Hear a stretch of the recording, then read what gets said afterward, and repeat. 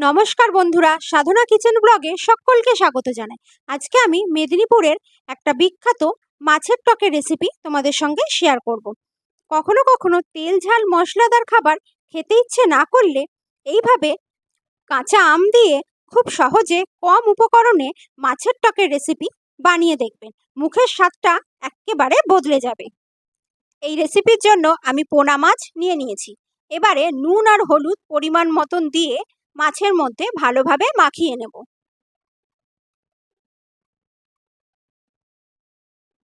এবারে নুন আর হলুদটা ভালোভাবে মাখিয়ে নিচ্ছি। এখন টকের জন্য কিছু সবজি আমি আগে থেকে কেটে নিয়েছিলাম।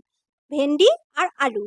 আলুগুলোকে এইভাবে গোল গোল চেকি চেকি করে নিয়েছি, আর ভেন্ডিগুলোকে এরকম লম্বা লম্বাভাবে।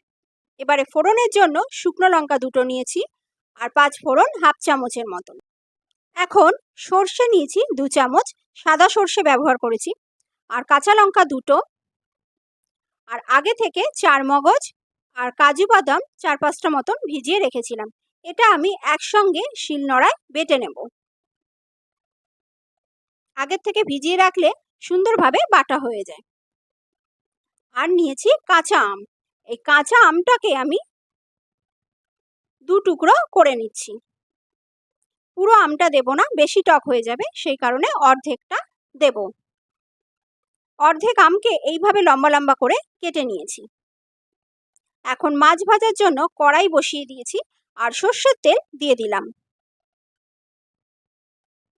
এখন মাছগুলো দিয়ে ভালোভাবে ভেজে নেব।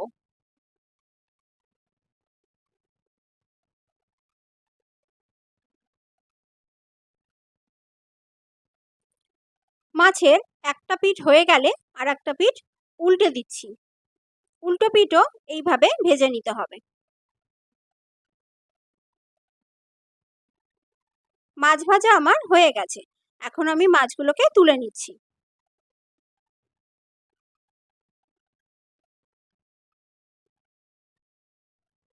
এখন ফোড়নের জন্য আমি শুকনো লঙ্কা দুটো দিয়ে দিলাম। এবারে ওই তেলের মধ্যেই 5 ফোড়নটাও দিয়ে দিলাম। 5 ফোড়নটা দেওয়ার পরে একটু ওয়েট করে সবজিগুলো দিয়ে দিলাম। ভেন্ডি আর আলু, আপনারা চাইলে আরও সবজি অ্যাড করতে পারেন। কুমড়ো দিতে পারেন, রাঙা আলুও দিতে পারেন। এবারে সবজিগুলোকে একটু নাড়াচাড়া করে ভেজে নিচ্ছি। সবজিগুলো প্রায় ভাজা হয়ে গেছে। এখন যে কাঁচা আমটা আমি কেটে রেখেছিলাম সেটাও দিয়ে দিলাম।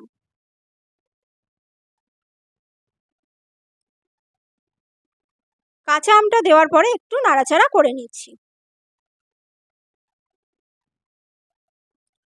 এবারে সামান্য হলুদ অ্যাড করলাম।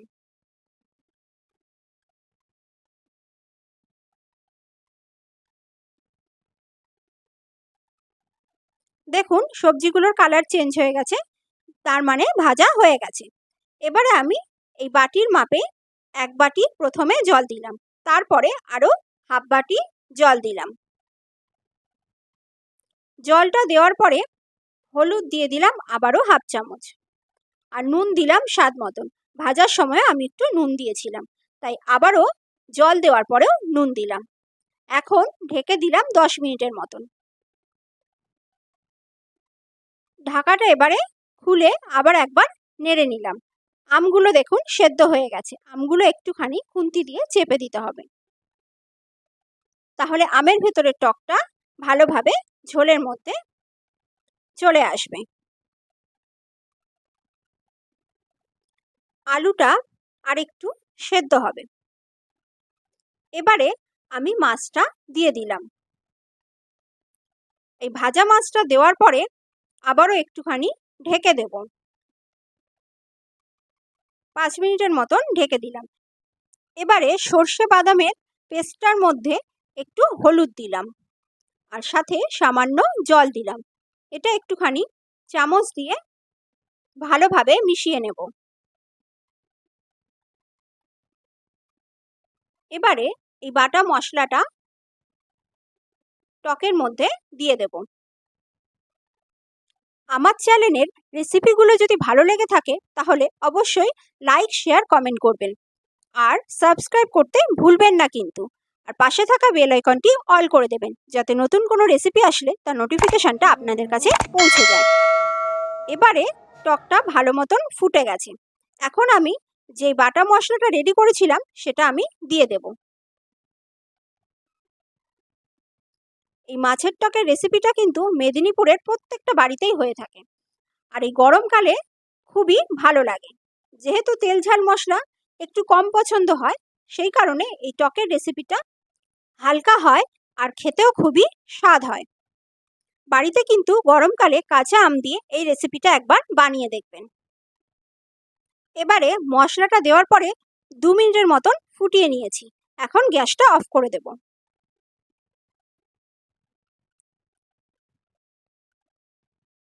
এটা ঠান্ডা হওয়ার পরে আরও গাঢ় হয়ে যায়, সেই কারণে একটু ঝোল রাখলে ভালো হয়। আজকের মতন এই পর্যন্ত। আবারও আসবো অন্য একদিন অন্য কোনো রেসিপি নিয়ে। সকলে ভালো থাকবেন, সুস্থ থাকবেন। ধন্যবাদ।